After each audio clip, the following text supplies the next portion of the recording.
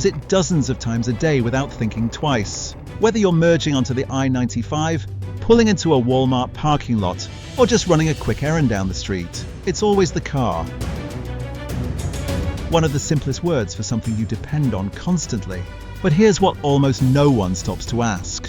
Where did that word actually come from? Because the answer goes much further back than engines, further back than highways, further back than the country you live in, and tracing it backward takes you somewhere genuinely surprising.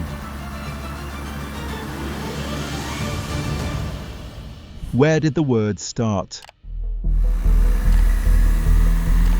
To find where car comes from, you have to go back further than any road you've ever driven on, long before any engine turned. Human beings built wooden vehicles pulled by animals' carts, wagons, chariots, carriages, movement that required muscle, not combustion. The language they use to describe that movement is exactly where the word car begins. The earliest traceable ancestor comes from the Gauls, Celtic people who lived across large parts of Europe over 2,000 years ago. Their word carros referred to a two-wheeled vehicle, possibly including war chariots used in battle. When Rome expanded across that territory and absorbed Gaulish culture into its own, the word came with it. Latin adopted it as carus, meaning cart or wheeled vehicle.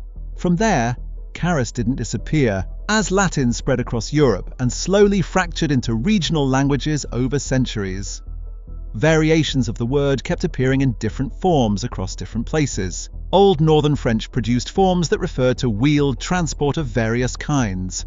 The concept stubbornly refused to go away. English picked it up after 1066, when the Norman conquest brought a wave of French vocabulary flooding into the language. Car arrived in English around the 14th century, where it meant a two-wheeled cart for goods and people, not a personal vehicle in any modern sense, but a working transport used across towns and trade routes. The word carriage comes from the exact same root. So does carry, so remarkably does cargo. All of them trace back to that same ancient Gaulish word for a wheeled thing that moved things from place to place.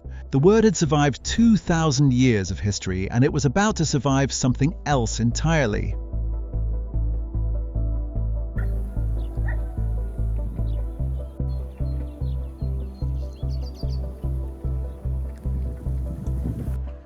Why did carriages shape language? Before engines arrived, transportation was already reshaping how people thought, spent, and spoke. By the 1500s, European roads were busy with horse-drawn traffic of every kind. Wealthy households travelled in elaborate coaches. Common workers hauled goods in simpler carts. Transportation had become inseparable from social identity, and car kept appearing in English as a shorter form of carriage. Flexible enough that most people using it had no idea how old it actually was. So far, you've seen how a tiny three-letter word survived thousands of years, from ancient Celtic wagons to modern English, without anyone planning it that way. But two things still don't add up. Why did automobile lose to something 1,000 years older? And why is that same ancient word still hiding inside everyday things that have nothing to do with driving?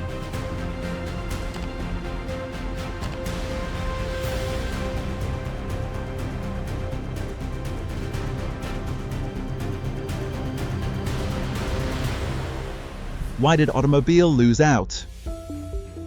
In the span of a few decades, everything that had defined transportation for 2,000 years was suddenly replaced. A brand new invention needed a name, but people couldn't agree on one.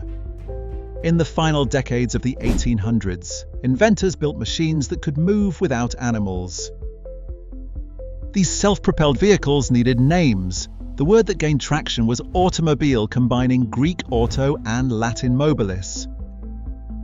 It sounded like the future, and early Ford and General Motors ads used it freely. There was just one problem. Nobody wanted to say it twice in a row. People shortened it naturally first to motorcar, then simply to car. The old word was right there waiting, familiar and short.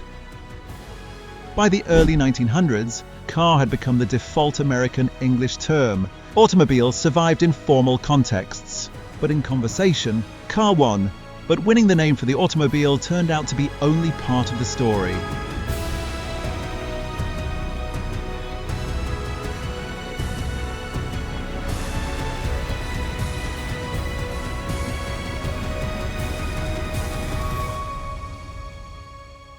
What else does car mean? Even now, car doesn't only mean automobile, and the proof is hiding in places you use every day. When you ride Amtrak, every section you walk through has a name. The dining car, the sleeping car, the observation car. No steering wheel, no gas pedal, it goes where the rails go. But you call it a car because it carries people inside a moving compartment. The logic is exactly what it was 2,000 years ago.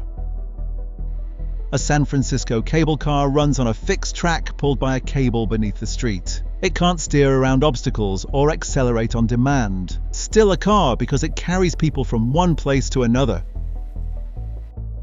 The strangest example is the elevator car. Step inside an elevator and the box you're standing in has an official technical name. The car. It moves straight up and down through a shaft, with no road, no wheels, no engine. But engineers call it a car because, at the most fundamental level, it is a space built to carry people. Why do simple words survive? This matters because it reveals something true about how language actually works. When the automobile arrived, it didn't erase the word car, it borrowed it. And the name fit because the core idea, a container that moves people from one place to another, hadn't changed at all. Different languages handled this differently. German speakers often settled on auto as their everyday shorthand. Italian landed in the same place. British English has historically leaned toward motorcar in more formal writing, while American English went all the way down to the shortest possible option and stayed there. Language doesn't evolve on a schedule. It responds to what feels natural in daily speech. And the simplest words tend to outlast everything else. Which brings you back to that three-letter word and what it's actually been carrying all along.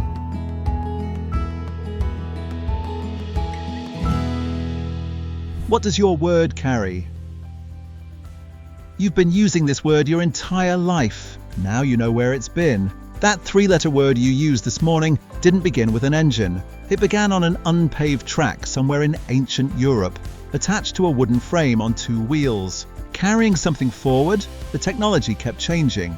The roads improved. The horsepower became literal, then metaphorical, then literal again in a completely different way. But the word stayed. It moved through Gaulish and Latin and Old French and Middle English and Industrial Age American speech. And it arrived exactly where you found it, tucked into ordinary conversation, wearing no particular age at all. Every time you say it, you're using something far older than you think. If there's something you walk past every day and wonder about, drop it in the comments. We read every single one, and the best suggestions make it into future videos. Don't forget to subscribe so you don't miss what's coming next.